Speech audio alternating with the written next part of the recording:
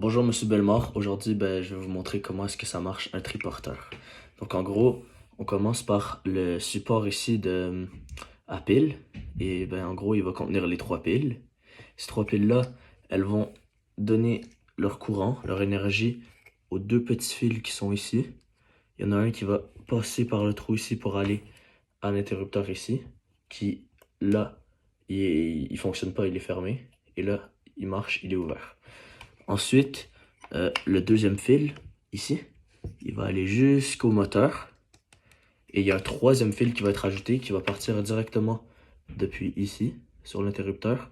Et ensuite, il va directement aller jusqu'au moteur et rejoindre l'autre fil.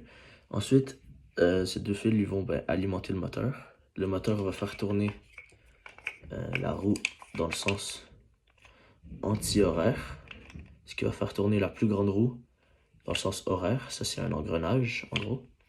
Et du coup, ça va faire en sorte que la grande roue ici tourne et fasse avancer le triporteur.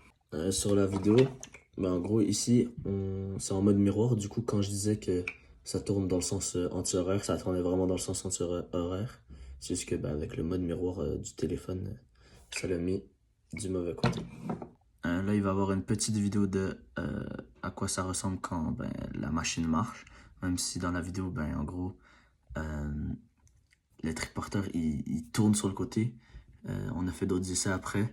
Ça allait beaucoup mieux, mais là, sur la vidéo, c'est pas le meilleur exemple. Ok, donc ici, on a les calculs. Donc, la distance était 4,21 mètres. On l'a calculé à l'école. La moyenne des 3 essais qu'on a fait, c'était de 3,4 secondes. Donc, ça me donne à peu près 1,24 mètres secondes quand on arrondit. Et donc là, on fait x 3600 pour avoir le nombre, la distance en heures.